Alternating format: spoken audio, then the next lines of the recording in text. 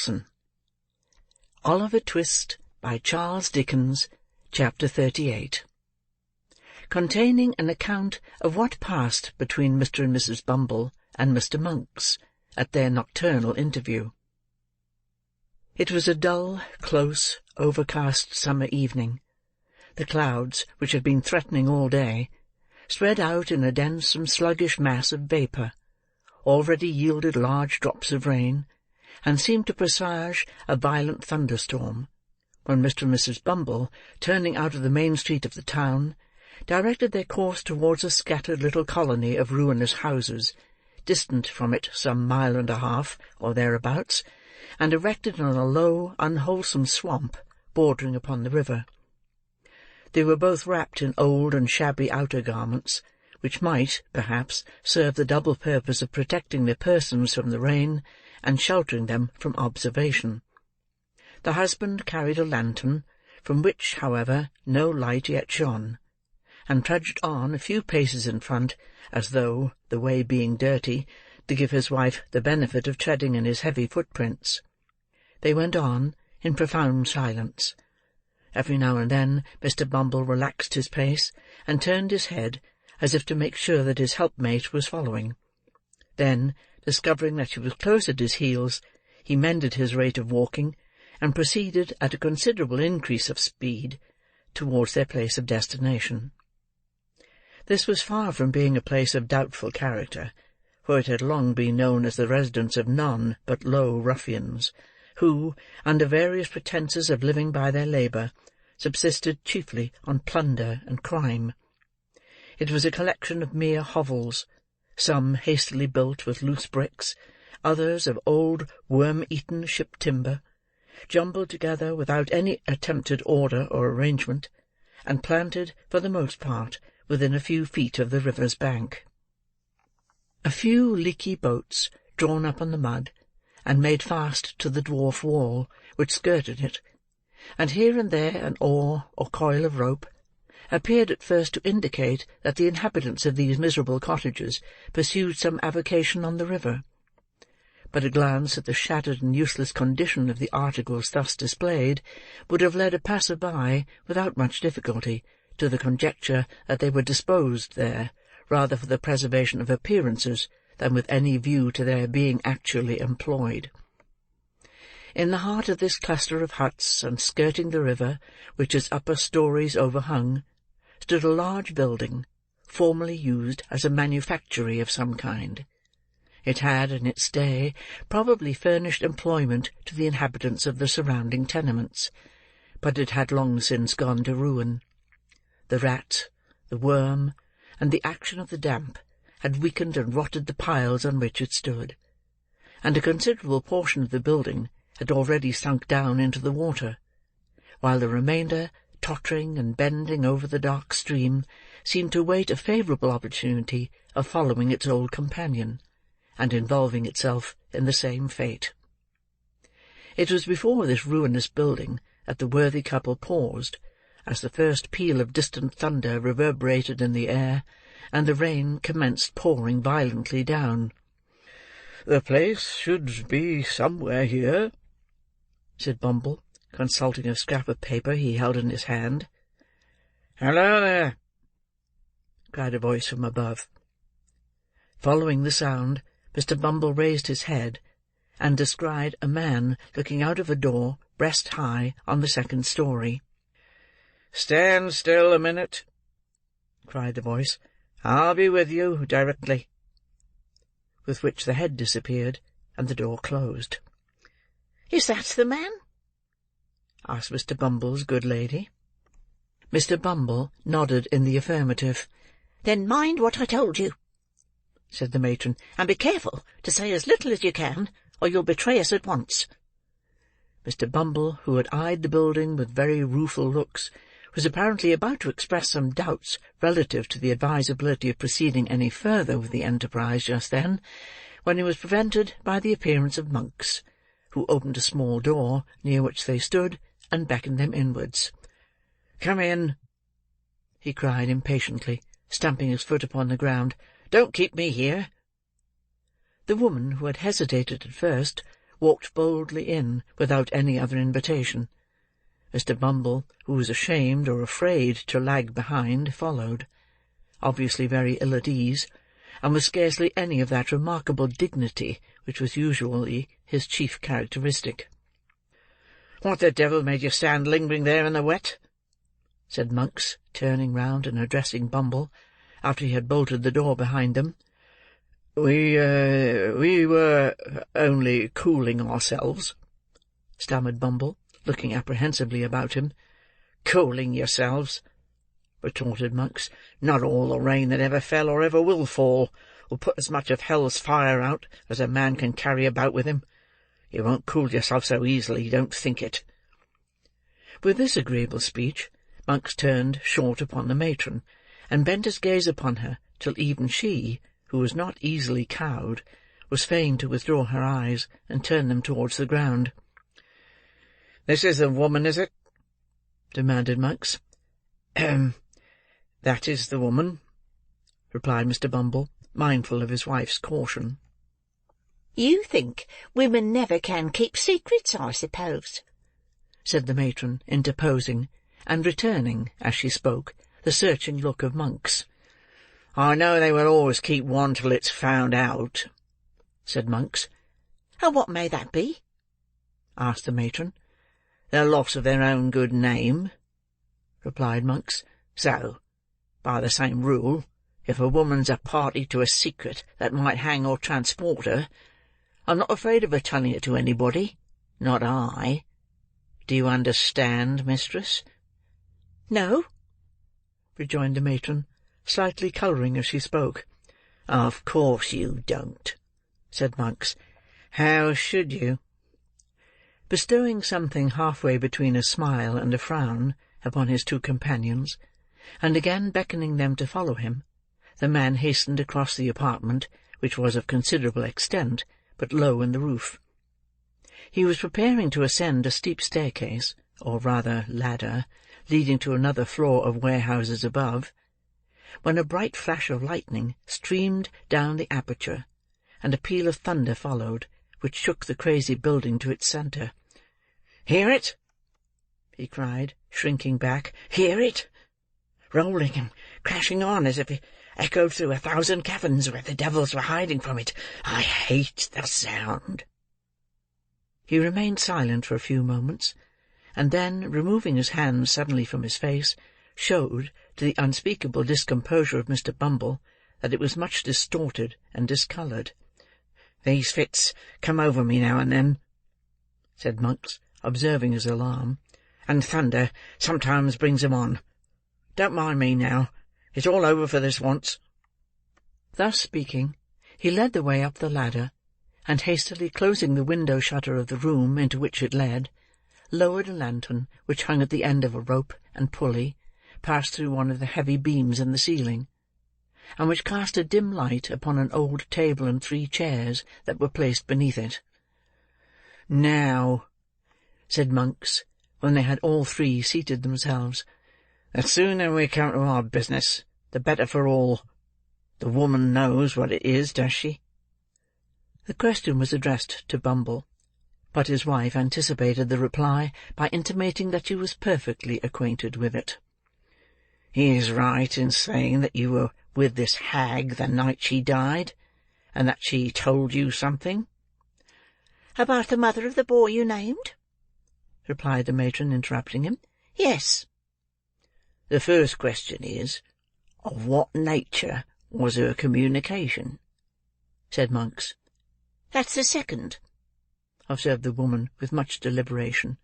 "The first is, what may the communication be worth?" "Who the devil can tell that without knowing of what kind it is?" asked Monks. "Nobody better than you, I am persuaded," answered Mrs. Bumble, who did not want for spirit, as her yoke-fellow could abundantly testify. "Humph!" said Monks, significantly, and with a look of eager inquiry. "There may be money's worth to get, eh?" "Perhaps there may," was the composed reply. "Something that was taken from her," said Monks. Something that she wore? Something that— "You had better bid," interrupted Mrs. Bumble. "I've heard enough, already, to assure me that you are the man I ought to talk to." Mr. Bumble, who had not yet been admitted by his better half into any greater share of the secret than he had originally possessed, listened to this dialogue with outstretched neck and distended eyes, which he directed towards his wife and Monks by turns in undisguised astonishment, increased, if possible, when the latter sternly demanded what sum was required for the disclosure. "What's it worth to you?" asked the woman, as collectedly as before. "It may be nothing. It may be £20," replied Monks. "Speak out, and let me know which." "Add £5 to the sum you've named. Give me £25 in gold," said the woman, "and I'll tell you all I know.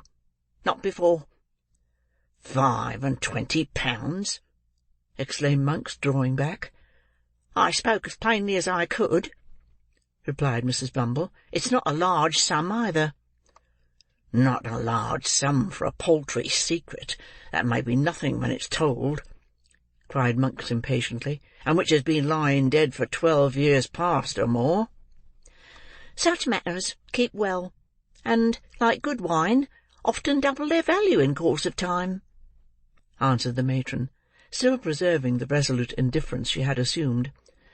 "As to lying dead, there are those who will lie dead for 12,000 years to come, or 12,000,000, for anything you or I know, who will tell strange tales at last." "What if I pay it for nothing?"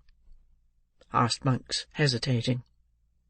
"You can easily take it away again," replied the matron. "I am but a woman, alone here, and unprotected." "Not alone, my dear, nor unprotected neither," submitted Mr. Bumble, in a voice tremulous with fear. "I am here, my dear, and besides," said Mr. Bumble, his teeth chattering as he spoke, "Mr. Monks is too much of a gentleman to attempt any violence on parochial persons. Mr. Monks is aware that I am not a young man, my dear, and also that I am a little run to seed, as I may say. But he has heard— I say I have no doubt Mr. Monks has heard, my dear, that I am a very determined officer, with very uncommon strength, if I'm once roused. I only want a little rousing, that's all." As Mr. Bumble spoke, he made a melancholy feint of grasping his lantern with fierce determination, and plainly showed, by the alarmed expression of every feature, that he did want a little rousing, and not a little, prior to making any very warlike demonstration, unless, indeed, against paupers, or other person or persons trained down for the purpose. "You're a fool," said Mrs. Bumble in reply, "and had better hold your tongue." "He had better have it cut out before he came, if he can't speak in a lower tone," said Monks grimly. "So, he's your husband, eh?" "He? My husband?" tittered the matron, parrying the question. "I thought as much when you came in," rejoined Monks, marking the angry glance which the lady darted at her spouse as she spoke. "So much the better. I have less hesitation in dealing with two people, when I find that there's only one will between them. I'm in earnest. See here." He thrust his hand into a side pocket, and producing a canvas bag, told out 25 sovereigns on the table, and pushed them over to the woman. "Now," he said, "gather them up, and when this cursed peal of thunder, which I feel is coming up to break over the housetop, is gone, let's hear your story." The thunder, which seemed in fact much nearer, and to shiver and break almost over their heads, having subsided, Monks, raising his face from the table, bent forward to listen to what the woman should say. The faces of the three nearly touched, as the two men leant over the small table in their eagerness to hear, and the woman also leant forward to render her whisper audible. The sickly rays of the suspended lantern falling directly upon them, aggravated the paleness and anxiety of their countenances, which, encircled by the deepest gloom and darkness, looked ghastly in the extreme. "When this woman that we called old Sally died," the matron began, "she and I were alone." "Was there no one by?" asked Monks in the same hollow whisper. "No sick wretch or idiot in some other bed? No one who could hear, and might, by possibility, understand?" "Not a soul," replied the woman. "We were alone. I stood alone beside the body when death came over it." "Good," said Monks, regarding her attentively. "Go on."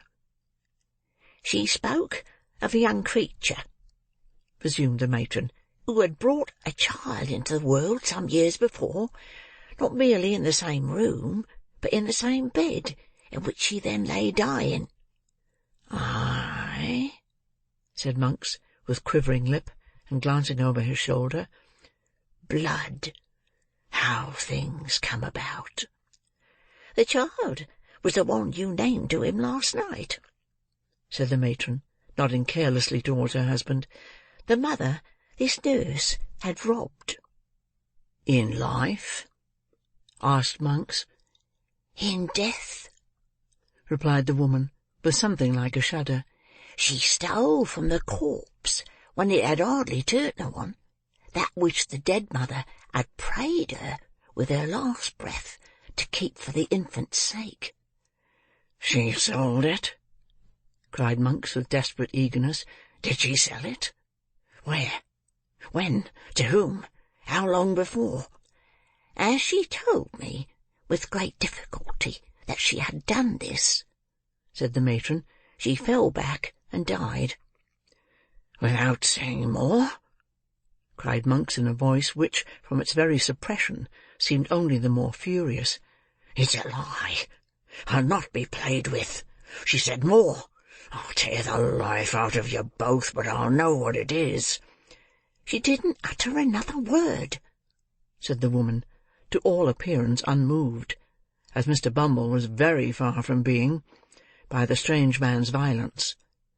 "But she clutched my gown violently with one hand, which was partly closed, and when I saw that she was dead, and so removed the hand by force, I found it clasped a scrap of dirty paper." "Which contained?" interposed Monks, stretching forward. "Nothing," replied the woman. "It was a pawnbroker's duplicate." "For what?" demanded Monks. "In good time I'll tell you," said the woman. "I judge that she had kept the trinket for some time, in the hope of turning it to better account, and then had pawned it, and had saved or scraped together money to pay the pawnbroker's interest year by year, and prevent its running out, so that if anything came of it, it could still be redeemed. Nothing had come of it, and, as I tell you, she died with the scrap of paper, all worn and tattered, in her hand. The time was out in 2 days. I thought something might one day come of it too, and so redeemed the pledge." "Where is it now?" asked Monks quickly. "There," replied the woman; and, as if glad to be relieved of it, she hastily threw upon the table a small kid bag, scarcely large enough for a French watch, which Monks, pouncing upon, tore open with trembling hands. It contained a little gold locket, in which were 2 locks of hair, and a plain gold wedding ring. "It has the word Agnes engraved on the inside," said the woman. "There is a blank left for the surname, and then follows the date, which is within a year before the child was born. I found out that." "And this is all?" said Monks, after a close and eager scrutiny of the contents of the little packet. "All," replied the woman. Mr. Bumble drew a long breath, as if he were glad to find that the story was over, and no mention made of taking the £25 back again, and now he took courage to wipe the perspiration which had been trickling over his nose, unchecked, during the whole of the previous dialogue. "I know nothing of the story, beyond what I can guess at," said his wife, addressing Monks, after a short silence, "and I want to know nothing, for it's safer not. But I may ask you 2 questions, may I?" "You may ask," said Monks, with some show of surprise. "But whether I answer or not is another question." "Which makes 3," observed Mr. Bumble, essaying a stroke of facetiousness. "Is that what you expected to get from me?" demanded the matron. "It is," replied Monks. "The other question?" "What do you propose to do with it? Can it be used against me?" "Never," rejoined Monks. "Nor against me either. See here, but don't move a step forward, or your life is not worth a bulrush." With these words, he suddenly wheeled the table aside, and pulling an iron ring in the boarding, threw back a large trap-door, which opened close at Mr. Bumble's feet, and caused that gentleman to retire several paces backward with great precipitation. "Look down," said Monks, lowering the lantern into the gulf. "Don't fear me. I could have let you down quietly enough when you were seated over it, if that had been my game." Thus encouraged, the matron drew near to the brink, and even Mr. Bumble himself, impelled by curiosity, ventured to do the same. The turbid water, swollen by the heavy rain, was rushing rapidly on below, and all other sounds were lost in the noise of its splashing and eddying against the green and slimy piles. There had once been a water-mill beneath. The tide, foaming and chafing round the few rotten stakes and fragments of machinery that yet remained, seemed to dart onward with a new impulse, when freed from the obstacles which had unavailingly attempted to stem its headlong course. "If you flung a man's body down there, where would it be tomorrow morning?" said Monks, swinging the lantern to and fro in the dark well. 12 miles down the river, and cut to pieces besides," replied Bumble, recoiling at the thought. Monks drew the little packet from his breast, where he had hurriedly thrust it, and, tying it to a leaden weight, which had formed a part of some pulley and was lying on the floor, dropped it into the stream.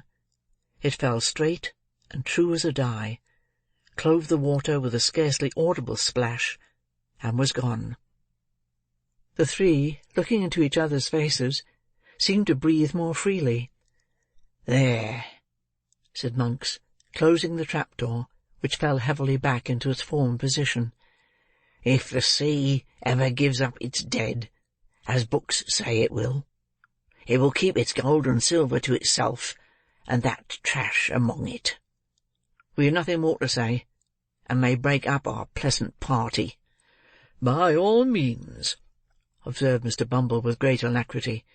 "You'll keep a quiet tongue in your head, will you?" said Monks, with a threatening look. "I am not afraid of your wife." "You may depend upon me, young man," answered Mr. Bumble, bowing himself gradually towards the ladder with excessive politeness. "On everybody's account, young man. On my own, you know, Mr. Monks." "I'm glad for your sake to hear it," remarked Monks. "Light your lantern, and get away from here as fast as you can." It was fortunate that the conversation terminated at this point, or Mr. Bumble, who had bowed himself to within 6 inches of the ladder, would infallibly have pitched headlong into the room below. He lighted his lantern from that which Monks had detached from the rope, and now carried in his hand, and making no effort to prolong the discourse, descended in silence, followed by his wife. Monks brought up the rear, after pausing on the steps to satisfy himself that there were no other sounds to be heard than the beating of the rain without, and the rushing of the water. They traversed the lower room, slowly and with caution, for Monks started at every shadow; and Mr. Bumble, holding his lantern a foot above the ground, walked not only with remarkable care, but with a marvellously light step for a gentleman of his figure. looking nervously about him for hidden trap-doors.